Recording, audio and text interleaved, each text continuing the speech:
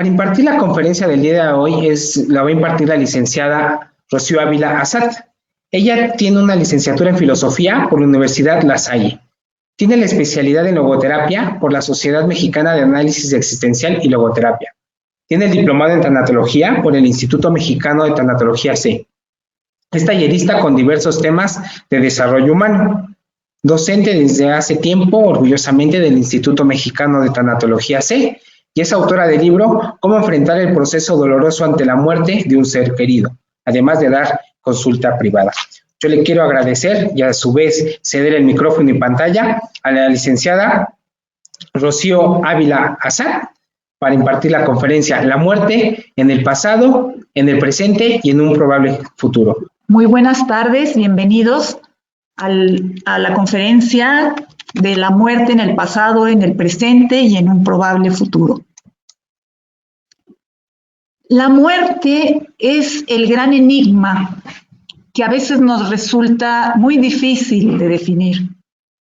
De acuerdo con Iribarren, los únicos capaces de hablar sobre la muerte pues son los muertos, pero como ellos están mudos, pues delegan en los vivos tal pretensión. Realmente no podemos tener una definición amplia de lo que es la muerte, ni de lo que abarca en todos los ámbitos de la persona. La muerte es uno de los acontecimientos, sin embargo, para mí, el más importante en el ser humano. Por tanto, morirse implica una experiencia individual, una experiencia única en la vida.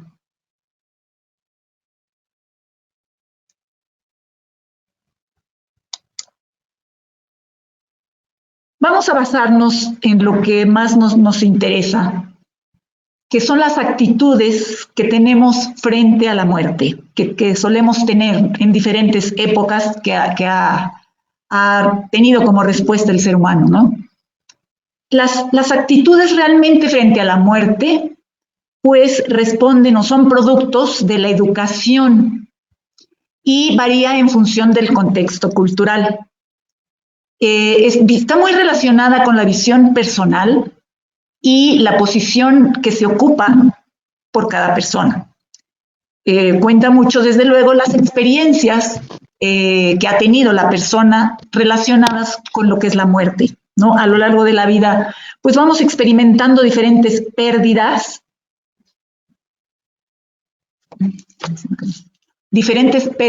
en nuestra vida, desde pequeños, ¿no? Nos vamos relacionando con ese tipo de pérdidas de la muerte, de seres queridos o seres significativos para nosotros.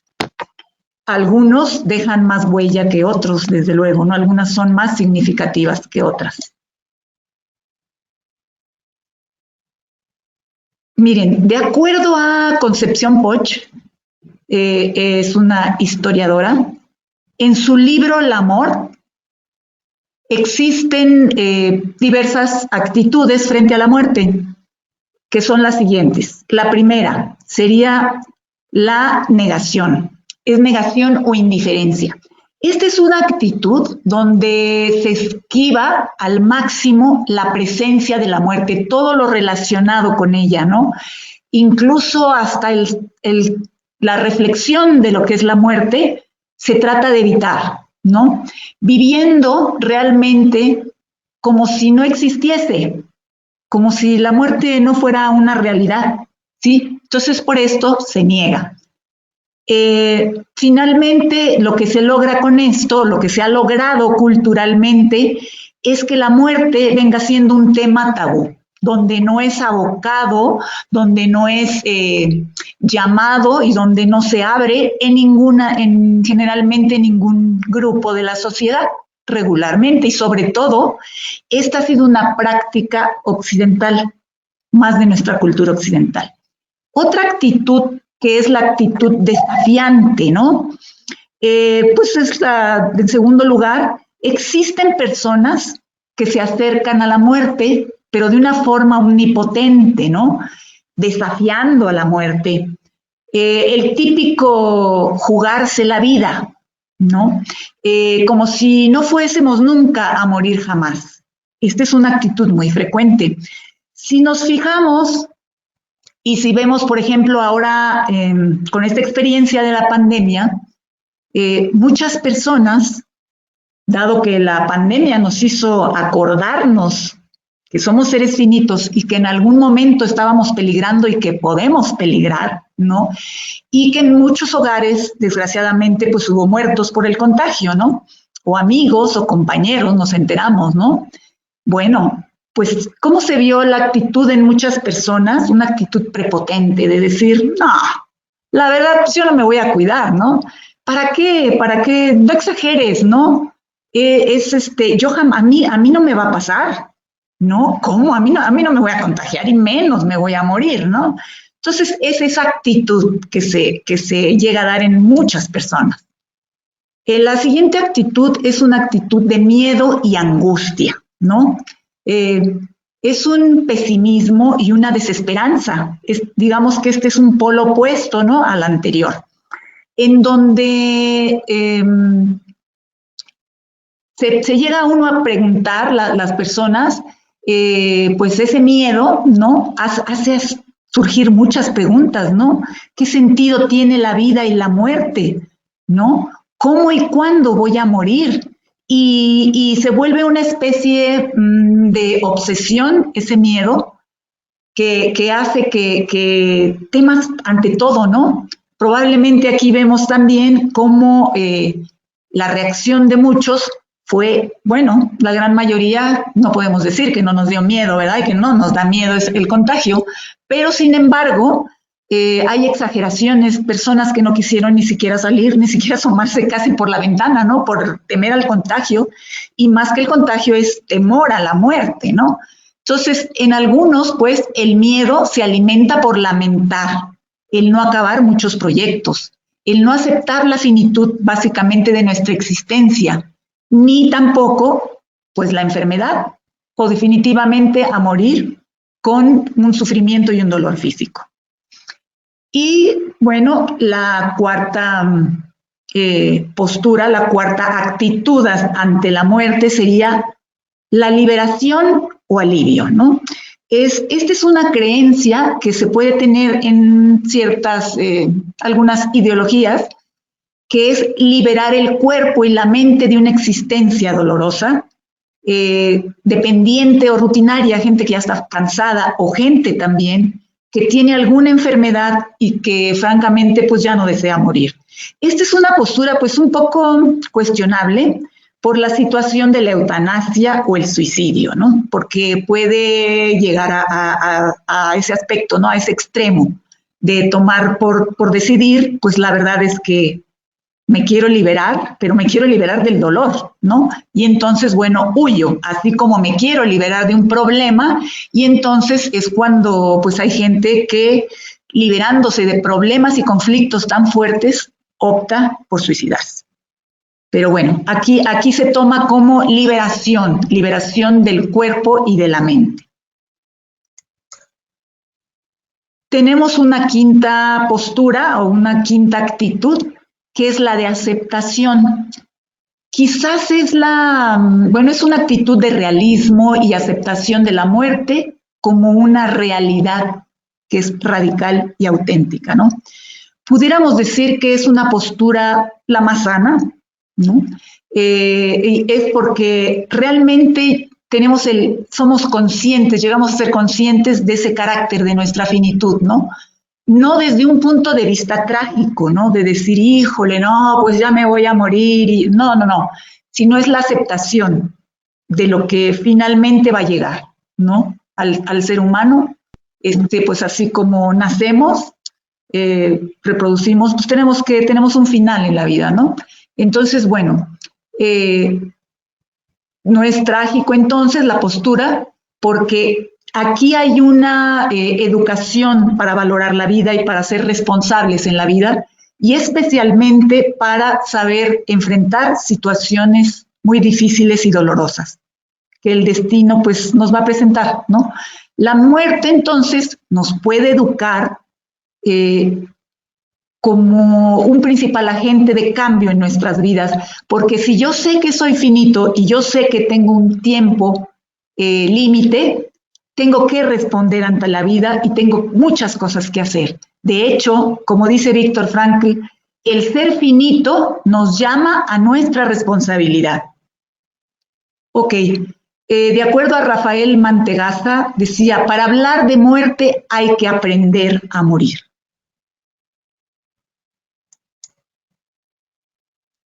Vamos a hacer un poquito de historia y nos vamos a remontar a la época de la prehistoria. La actitud de la muerte inicia realmente desde que el ser humano comienza a hacerse consciente de su propia extinción. El primero, fíjense desde cuándo, el primer Homo sapiens, neandertal, dejó testimonios de su espiritualidad. Se ve en la manera como sepultaban a sus muertos que había una creencia de algo más, ¿no? Empieza desde ahí, surge pues una espiritualidad en pensar que había algo más, ¿no? Imagínense la sorpresa de los primeros hombres de ver ese acontecimiento que de repente pues ya la persona deja de hablar, de caminar simplemente, ¿no? Ellos, digamos, con su conocimiento, ¿no? Era más bien de tipo instintivo, yo me imagino, más que otro tipo. Ellos reaccionaban de esa manera. Sin embargo, la conciencia y la espiritualidad, pues hace que la persona busque algo más, ¿no? Y no se conforme con esta vida, ¿no? Y decir, híjole, ya no habla, ya no vive, ¿no? ¿Qué pasó, no? Entonces, bueno, ante la descomposición que veían del cuerpo y el espanto que surge en ellos hacen se van dando cuenta de que había necesidad de enterrar al muerto, ¿no? Por muchas circunstancias, al ver la descomposición y también ante el espanto, ¿no? Pues entierran y ahí lo meten, ¿no? Y bueno, de alguna forma podemos hablar que desde ahí surge la negación a la muerte. En todas sus sepulturas, bueno, cabe decir, ellos ponían, ciertos objetos que, para los antropólogos y demás, pues sacan muchas deducciones, ¿no? Por eso se piensa que ya desde ahí se empieza a sentir y a presentir la existencia del más allá. Algo más allá de esta vida, ¿no? Dentro de las costumbres funerarias del antiguo Egipto, de acuerdo también a los rituales de enterramiento, consideraban necesario también hacer todo este tipo de embalsamamiento, toda esa especie pues, de rituales, ¿no? De limpieza también incluso, pero esto llevaba una finalidad encaminada para asegurar la inmortalidad después de la muerte. Ya desde ahí se vislumbraba, ¿no? Se creía que había una vida en el más allá. Entonces, por eso hacían todo este tipo de rituales, ¿no? En la filosofía antigua, años después, muchas corrientes filosóficas, como es el dualismo, por ejemplo, en Platón, hablaba de que la muerte significaba la liberación del alma, porque el cuerpo se consideraba como una prisión del alma. Entonces, el alma, de acuerdo a él, tenía un origen divino, ¿sí? Entonces, bueno, por eso es que había una separación entre el cuerpo y el alma. Cuando daba la muerte, hasta ahí empezaba la separación hacia una vida que liberaba al alma. También había, en muchas religiones orientales, consideraban también la muerte como algo extensivo, pasaba una vez muerta la persona, había una vida también más allá de esta otra, ¿no? Y que entonces, por lo tanto, había una trascendencia también de este tipo, ¿no?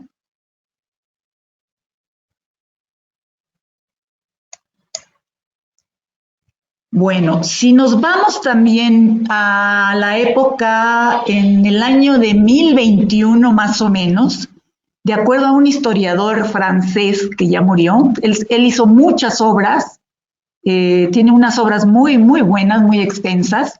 Él tiene una obra de la historia de la muerte de Occidente, ¿sí?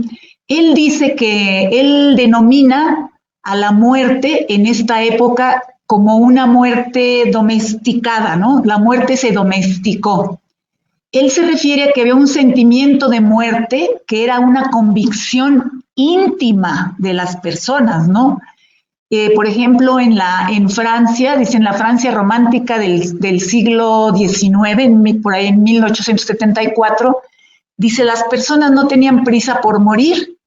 Cuando veían la hora final, morían como verdaderos cristianos, por las creencias que tenían, desde luego la religión, ¿no? Y bueno, pues el ritual, que ahorita vamos a ver más o menos cómo se llevaba. Bueno, poniendo el ejemplo de la religión católica, creó el ritual de un final en la cama, ¿no? Desde luego, pues en la casa de la persona. Ahí se concedía el perdón al moribundo. El sacerdote daba la extrema unción al enfermo para morir y para morir en paz. La muerte se convierte entonces en una ceremonia pública organizada por el moribundo, o sea, ahí se cumplía todo lo que el moribundo deseaba, ¿no? Y desde luego era social porque participaba toda la familia. Bueno, no encontré una imagen con niños, pero ahí estaban hasta los niños. Los niños, desde luego, pues hijos o nietos, formaban parte eran muy conscientes. Desde luego, en ese tiempo hay que tener en cuenta que las personas tenían una vida no tan longeva como la hay ahora, ¿no? La vida era más corta. Entonces, bueno, aquí lo que llama la atención es que era muy diferente a como es hoy, es ahora. Ahora se niega, ahora no se permite hacer partícipe a los niños, de hecho, pues ni siquiera se les habla, ¿no? Al contrario, se trata de que no le digas y todo así como ocultando. Pues antes era totalmente diferente, ¿no? Entonces, bueno, son cosas interesantes que hay que tener en cuenta, ¿no? Fíjense que a finales de la Edad Media, pues bueno, seguía persistiendo esa conciencia muy aguda de la muerte, que estaba siempre presente, como dijimos, en el interior de la persona. Al ser su vida muy corta, como comentaba, el hombre tenía una pasión por vivir, algo que tal vez nos costaría mucho trabajo, ¿no? Por lo mismo, no podríamos entenderlo ahora, como a los 30, 40 años, ¿no? Una persona pues ya, aparte de que amaba la vida, apreciaba la vida y sabía vivir ese presente, esa vida corta que tenía, también estaba muy consciente que a lo mejor ya no le faltaba mucho por irse, ¿no? Obviamente, pues la ciencia no estaba adelantada, no tenía todos los adelantos que tenemos ahora, ¿no? Bueno, en los siglos XIX y el XX, ahí hay pues un ligero cambio. El recuerdo del ausente, o sea, de la persona que ya no estaba, de la persona que había fallecido, provocó el culto a las tumbas y a los cementerios también se empieza a utilizar, ¿no? Esta situación. Y pues hay una emoción que se desborda, lágrimas, lo que anteriormente no se hacía, que se tomaba, pues bueno, con más pasividad, con más resignación. En esta época va sucediendo ya algo muy diferente, porque ya se hace una especie de velorios, ¿no? Y la gente se permite llorar, se angustiaba. Bueno, y vamos a ver también más adelante cómo es que nace también todas las costumbres del luto, ¿no? Bueno, el luto, como decía, llegó en el siglo XIX bajo un claro significado, ¿no? A los vivientes les cuesta más que antaño aceptar la muerte del otro. Más que la propia muerte era aceptar la muerte del ser querido, ¿sí? Entonces, la muerte temida, la que se teme, no es entonces la muerte de uno mismo, sino la muerte del otro. Pues con obvias razones, porque pues ya no lo vas a ver, ya no vas a estar con esta persona, ¿no?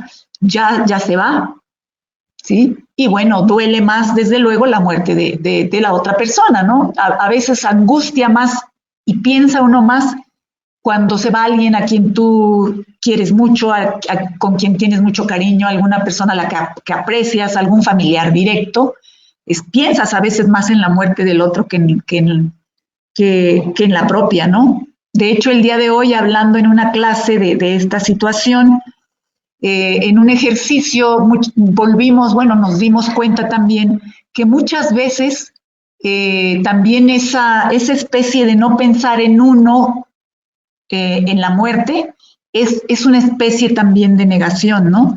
Ves a los demás, o sea, aquí es la postura contraria, desde luego, ¿no? Ves a los otros, y de hecho, pues la muerte la ves de lejos, ¿no? Y la ves en los demás, pero esa muerte del otro nos recuerda nuestra propia muerte y nos vemos en ella, pero no queremos, la negamos, ¿no?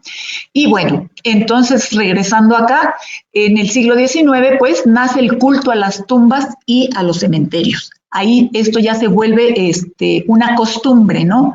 Que forma parte del luto y parte del duelo, porque el luto, el guardar luto, el hacer ritos, tanatológicamente o psicológicamente, pues es muy sano.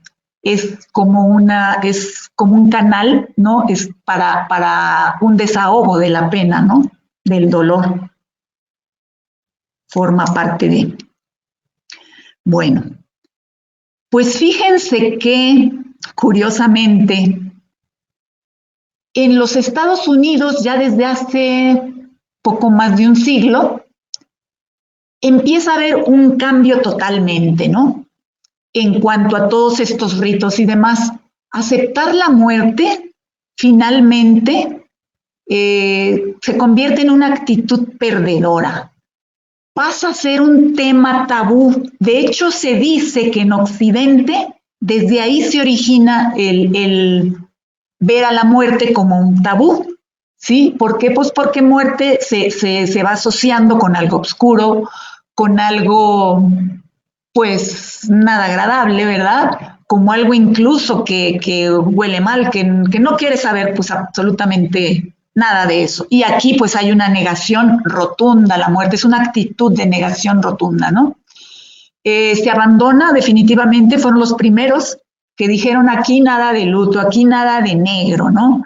Entonces, pues se quita esa costumbre y se cambia, ¿no? Y los rituales entonces adquieren un tinte, ¿no? De carácter ya más técnico.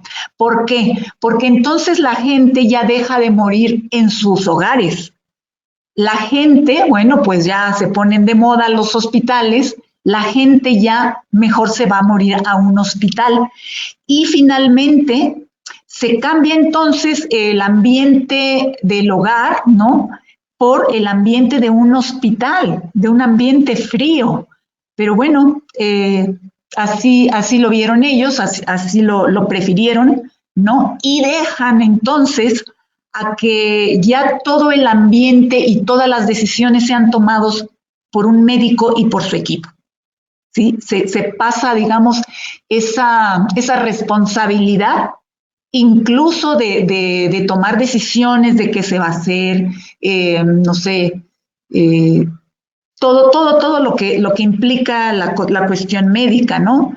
Que pues hay ocasiones que se puede hacer finalmente en casa, pero pues la gente prefirió dejarlo a que todo esto ya continuara a un nivel técnico, ¿no? Por eso dice se tecnifica. Por eso este autor dice que ya cambia totalmente todo ese ritual, toda esa costumbre y por tanto ya vimos cómo cambia una actitud, ¿no? De aceptación, que es al principio, a una actitud de negación.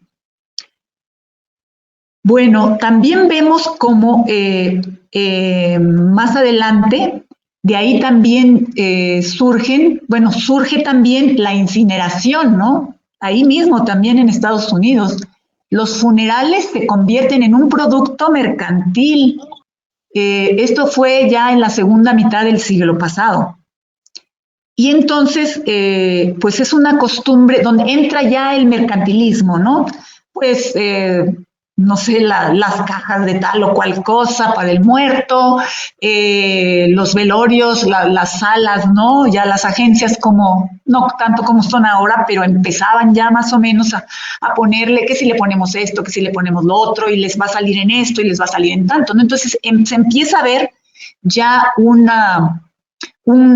aspecto mercantil, se le da un aspecto mercantil a estas situaciones de la muerte, ¿no? Aprovechan todo. Y bueno, esta costumbre, primero que surge en Estados Unidos, posteriormente se pasa a Europa. Y bueno, pues influye finalmente en todo el mundo como una cultura, ¿no? Bueno, hay muchas ideologías que tuvieron que ver también con los cambios de actitudes. Hay ideologías, pues bueno, ya las contemporáneas, como el empirismo, el materialismo y en gran parte el marxismo. Todas estas corrientes influyen para que haya un distanciamiento de las religiones y pues bueno, también cambios de actitud hacia la muerte, ¿no? Ya no se ve, incluso ya no se trata de pensar en eso. Carlos Marx, por ejemplo, el marxismo, bueno, pues él tenía una manera muy especial de percibir la muerte, ¿no? Porque él decía que pues la vida era netamente biológica y hasta aquí terminaba ya y terminaba todo, ¿no? En esta vida. Entonces, por tanto, claro, él también tenía cosas buenas, ¿no? Que decía que por eso importaba mucho lo que hacías aquí en vida, ¿sí? Pero hasta ahí quedaba, ¿no? Y no había más. Y bueno, del lado izquierdo está la fotografía de Carlos Marx. Del lado derecho, pues es otro personaje totalmente diferente, es un filósofo existencialista, es Martin Heidegger. De los que realmente también comienzan a tocar este tema de la muerte que se dejó de abordar en filosofía debido al ambiente, ¿no? Debido a la influencia de la cultura y demás. Se deja de tocar este tema de la muerte también, ¿no? Digo, sí se toca, pero en un mínimo. En cambio, surge una corriente existencialista más o menos alrededor de la Segunda Guerra Mundial, donde ya se vuelve a retomar ese tema, ¿no? Y Martin Heidegger es de quienes también habla muchísimo de lo que es la muerte, ¿no? En sus escritos, por ejemplo, en El ser y el tiempo, donde él dice que la muerte del ser humano se proyecta en los demás, negándola para sí mismo. O sea que se ve siempre en el otro, pero nunca hacia uno mismo. Él empieza a hablar también, trata mucho de lo que es la angustia causada por la muerte. De hecho, él decía, el hombre es un ser para la muerte, ¿no? Y el hombre vive para morir. Que él critica mucho cuando ya entra la época moderna, a esa superficialidad que a veces distrae a la persona y lo hace ver solamente pues una parte de la vida y lo hace ver la vida de manera superficial. Él criticó muchísimo los avances tecnológicos, más que como tales, por lo que implicaba, ¿no? En las personas, por lo que implicaba el negar la realidad de la vida, ¿no? Y una de ellas, pues, el dolor y de la angustia y de la muerte. Bueno, vamos a pasar a lo que es esa actitud de la muerte en nuestro presente. Lo que vimos anteriormente, pues, de una manera general, breve, de cómo fue cambiando la cultura, y cómo a través de las costumbres, de los ritos, ¿no? De la propia cultura, tiene una fuerza enorme para que la gente, a veces de manera global, ¿no? Responda ante la muerte. Entonces nos dimos cuenta, si se fijan, cómo al principio va pues de una manera de aceptación, después de algo, bueno, aceptación, aunque hay cierta negación, ya por cierta negación en el sentido de no admitirla totalmente, ¿no? De que es imposible que un ser humano no sienta dolor ante la muerte de un ser querido, ¿no? Eso sería, pues, pedirle a alguien que fuera masoquista, incluso, pues, el deseo de la muerte, ¿no? El deseo de sufrir, porque de que vas a sufrir, pues, de que te va a doler, te va a doler. Pero había una actitud generalizada, como una convicción más hecha de que la muerte, pues, es un hecho natural y que como tal se tomaba, ¿no? Y bueno, entonces vimos cómo al principio pues era aceptación y cómo poco a poco a través de todas esas costumbres va cambiando la cultura y va influyendo en la actitud de las personas para responder ante ese suceso tan importante, ¿no?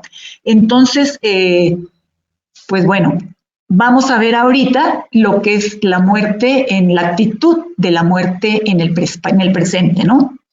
Aunque yo hable de manera global, cada quien, desde luego, aquí depende, como dijimos al principio, depende mucho de la propia experiencia, depende mucho de la manera de ser de la persona, de sus propias vivencias, y como todos somos diferentes, aún a pesar de que incluso en una misma familia, genéticamente podemos ser similares, bueno, tenemos los mismos genes, sin embargo, nuestras vivencias, nuestra personalidad, nuestro carácter son diferentes, ¿no? Y bueno, todo esto también hay que considerarlo. Sin embargo, socialmente tenemos conductas muy similares que absorbemos por la cultura.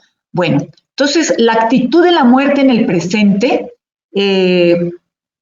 la tecnología, ha vuelto a encender ese deseo de apuntarla mucho a una mejoría, desde luego, pues en la salud, pero es un deseo también de eternizar nuestra existencia.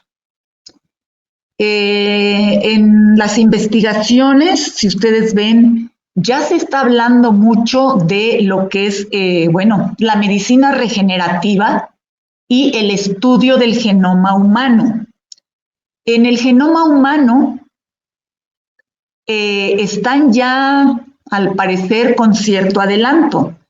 Sin embargo, bueno, todavía faltan muchas cosas por descifrar, porque el día que se llegue a descubrir totalmente y a descifrar y a manipular el genoma humano, bueno, vamos a ver más adelante qué es lo que realmente pudiera llegar a ser. Sin embargo, ya desde ahorita ya se está viendo, ya se está viendo sobre todo esto.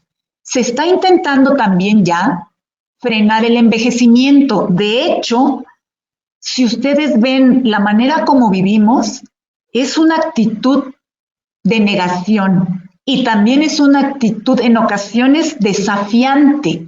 Realmente la cultura que vivimos pues tiende mucho a la influencia hedonista, ¿sí? A ver esta parte que yo no digo que tenga nada en especial, nada negativo, ni mucho menos.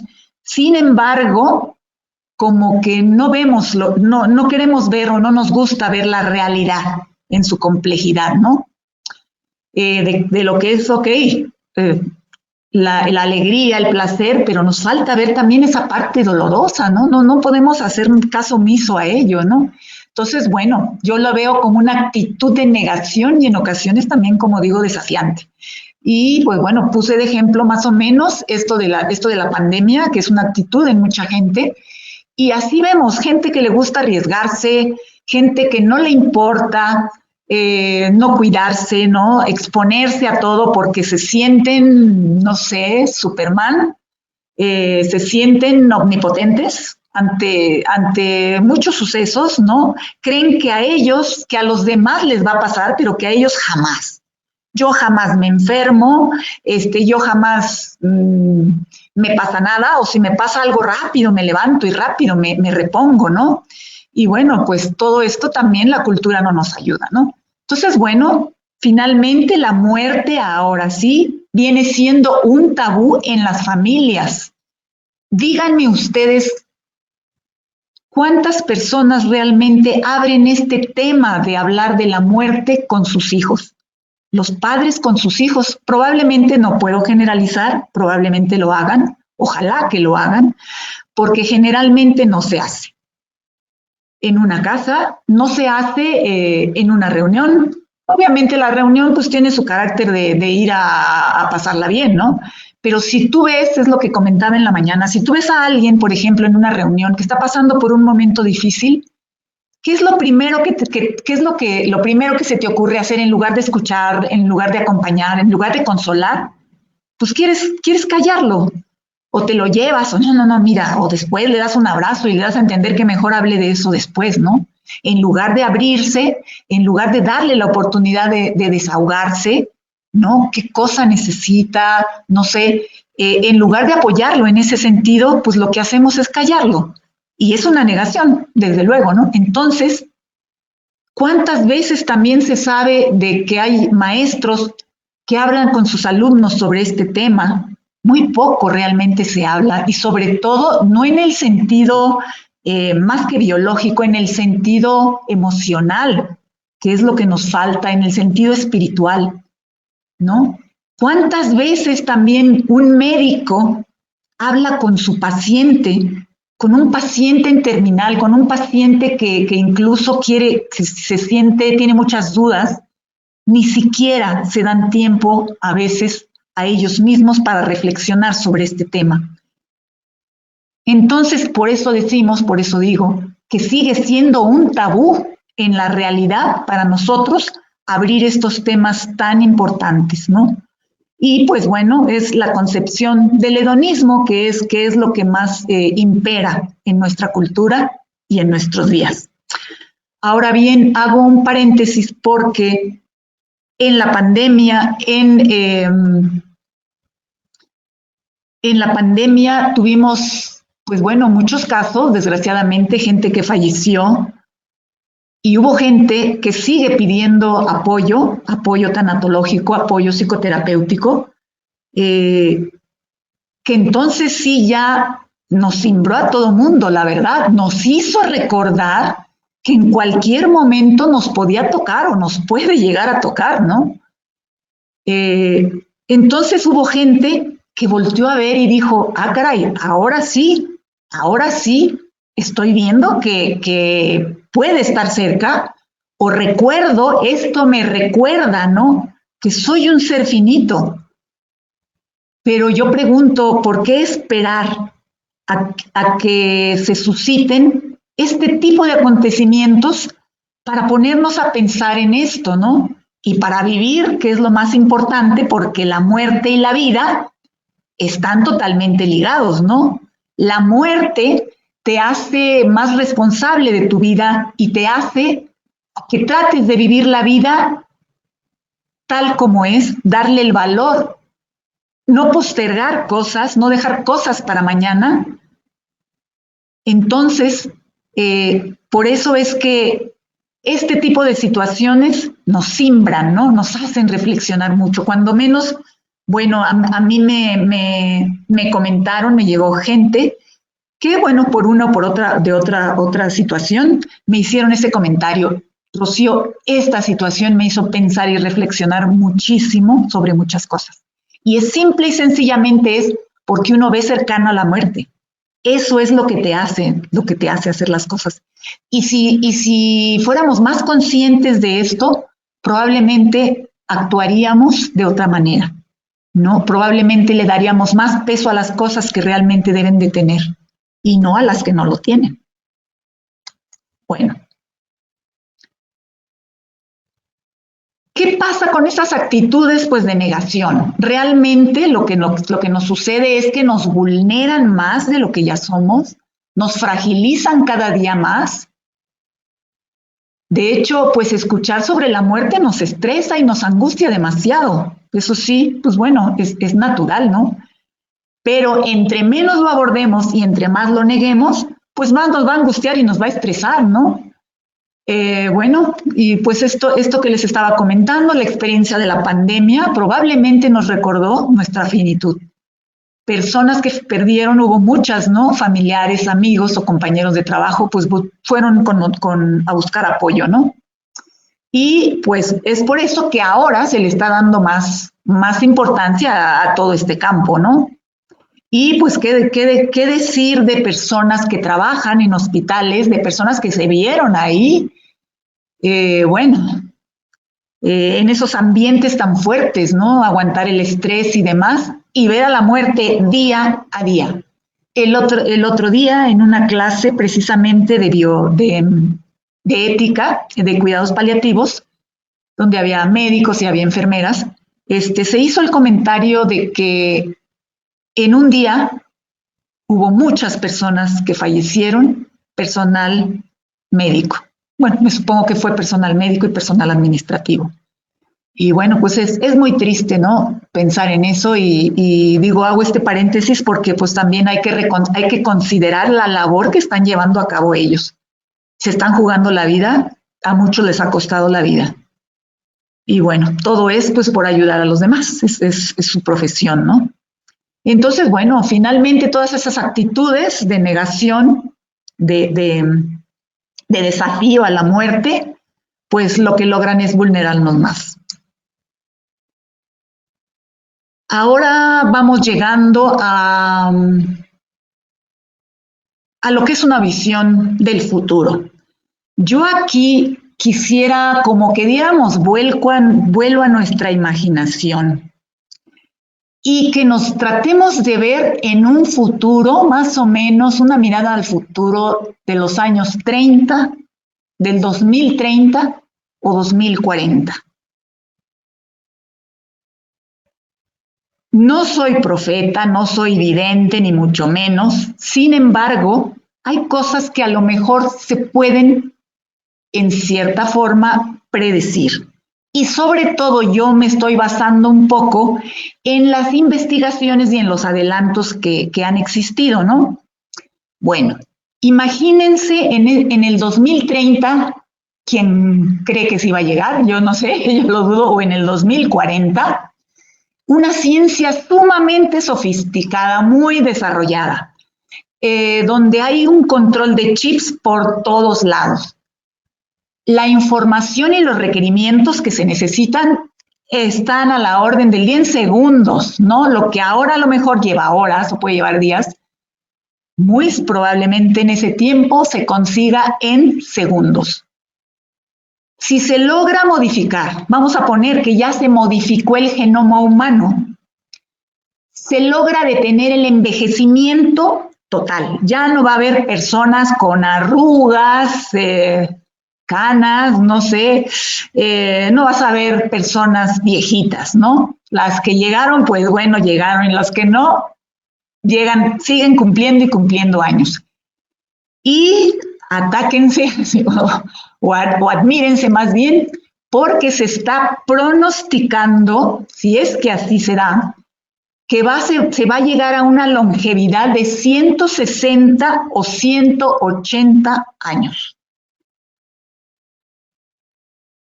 Y todavía la aspiración, por si fuera esto quedara corto, se está aspirando, y ya dicho por personas que están especializadas en informática, se va a trabajar para lograr la muerte de la muerte. Esto quiere decir que se trata de trabajar para que el ser humano se vuelva eterno.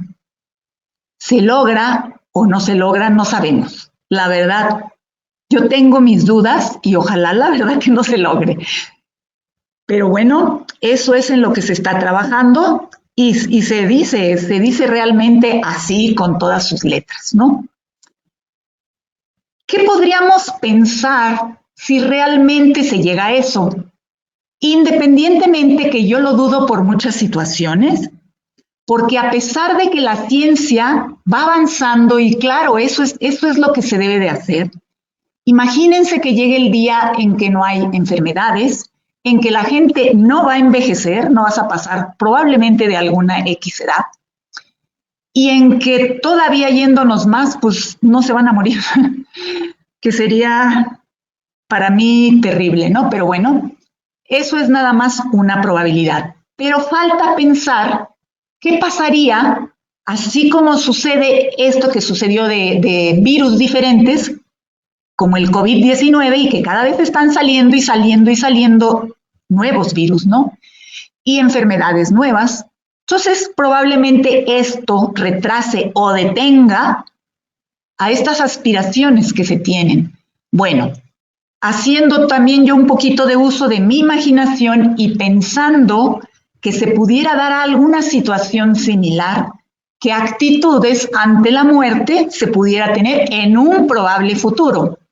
Bueno, si ya en la actualidad hay una pluralidad de creencias, pues imagínense en esos años, pues esa pluralidad de creencias, de ideologías se extendería mucho más, pero estarían muy probablemente mezcladas con la tecnología, harían uso de la misma tecnología, aunado a una esperanza de mucha gente de lograr la muerte de la muerte. Definitivamente eso causaría una actitud totalmente de negación, de desafío total ante la esperanza de creer un paraíso eterno, pero aquí en la propia tierra. ¿Sí? Probablemente muchos, yo entiendo, se están diciendo, Rocío, ya te fuiste hasta la cocina, ¿no? Te superadelantaste y es muy difícil que suceda eso. Pues yo lo veo un poco probable, pero se habla tanto de esto que bueno, y faltan, gracias a Dios, faltan muchos años todavía, ¿no? Bueno, viendo todavía este panorama, yo me imagino que mucha gente podría, habiendo una diversidad también, imaginándonos una pluralidad, un sinfín de creencias y de ideologías, como las que van surgiendo también cada día más, los rituales y las religiones, dentro de las religiones, pues, pueden continuar su práctica, pero yo creo que podría bajar, porque de hecho estamos viendo que hay muchas cosas, como vimos en la historia, ¿no? Se fueron perdiendo a través del tiempo y probablemente podrían perderse. Mas eso no quiere decir que deje de haber una creencia y valores, ¿sí? O sea, ojo, algunos rituales entonces podrían continuar su práctica, aunque de manera pudiera ser tecnificada, de acuerdo a la tecnología, utilizarla, ¿no? Para bien. Y en muchos, bueno, desaparecerían estos también, viéndolo por la falta de la cuestión económica, ¿no? También.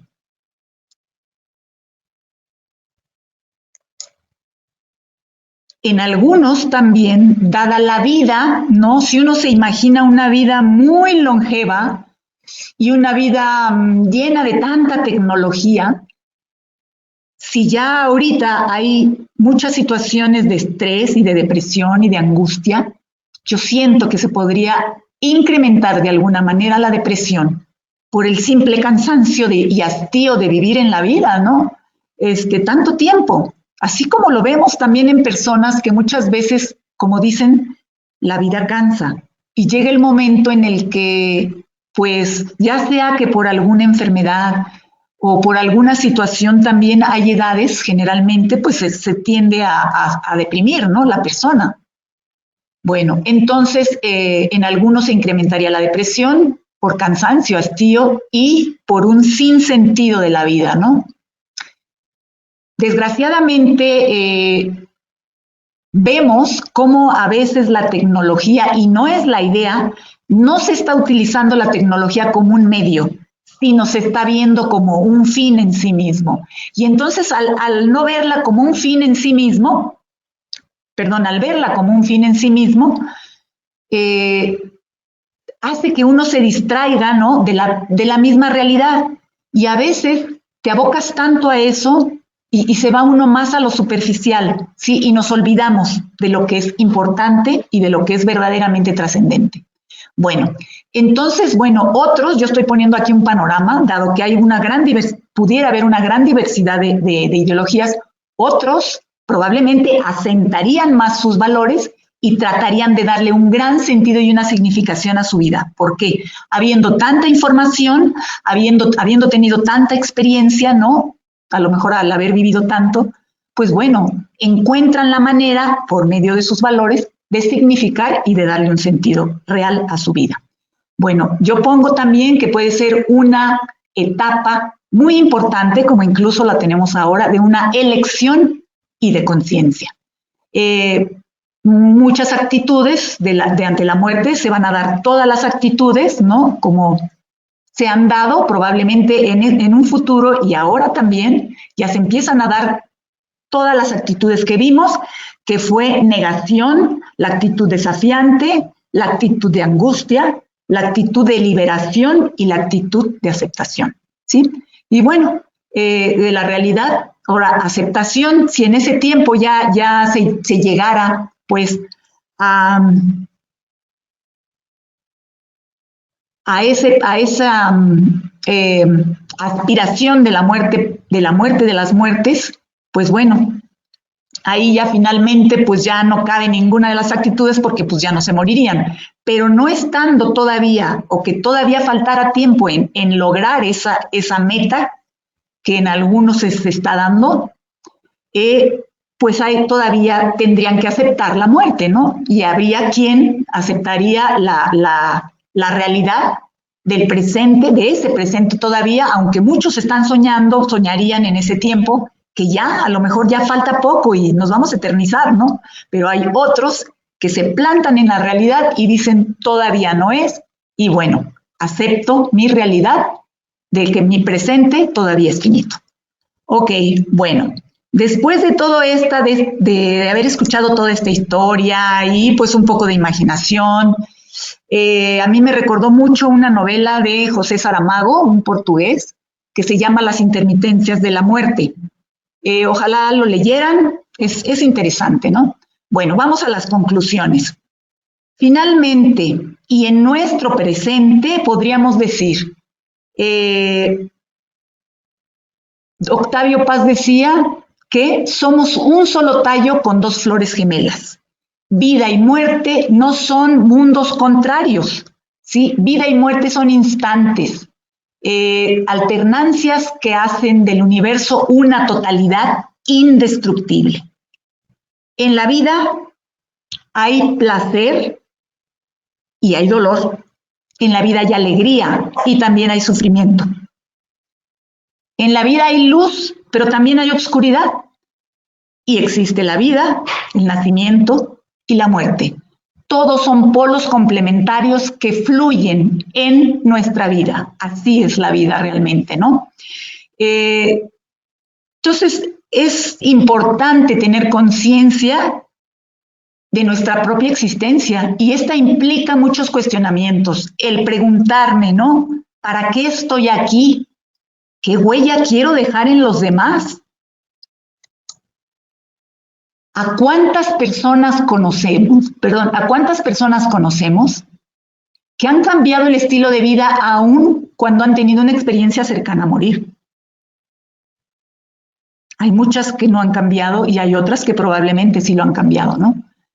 Otra pregunta es, ¿por qué solemos esperar a la muerte, ¿no? A que se acerque para darnos cuenta de las cosas importantes de la vida? ¿Por qué no aprendemos a entender esos procesos, no? ¿Y por qué seguimos negando esa realidad de la muerte y la esquivamos, no? Todas estas preguntas que nos ayudan a hacer más conciencia de esa realidad. Bueno, Platón decía que saber que vas a morir hace que la vida sea única y sea irrepetible. Por lo que es importante entonces apreciar la vida y valorarla justo en el hoy, que es el tiempo presente. Y Viktor Frankl, el creador de la logoterapia, decía que nuestra finitud es un llamado a nuestro ser responsable, al saber que tenemos un tiempo límite para hacer las cosas, ¿no? Porque de otra manera, si yo supiera, ¿no? Si se diera esta situación futurista como la que vimos hace un rato, de que me voy a eternizar, pues caray, yo postergo todo, ¿no? Porque finalmente no hay un tiempo límite, porque seríamos eternos, ¿no? Entonces, precisamente nuestra finitud es la que nos ayuda a responder y hacer acciones de manera inmediata.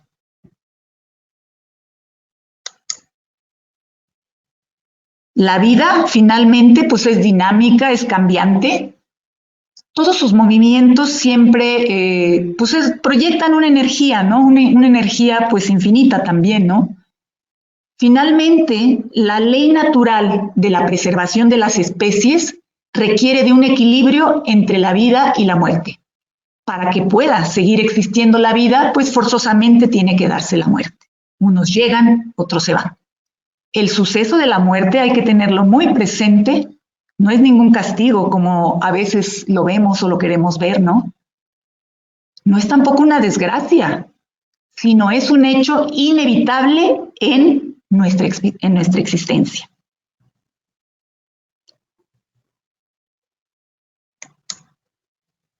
Antonio Machado, bueno, cerramos con esta frase de Antonio Machado: la muerte es algo que no debemos temer, porque mientras somos, la muerte no es. Y cuando la muerte es, nosotros no somos. Hasta aquí termino la exposición. Les agradezco mucho y espero que les haya gustado la exposición, sobre todo que les haya dejado algo para tratar de hacer más conciencia de esta situación de la muerte. Muchísimas gracias. Hasta luego.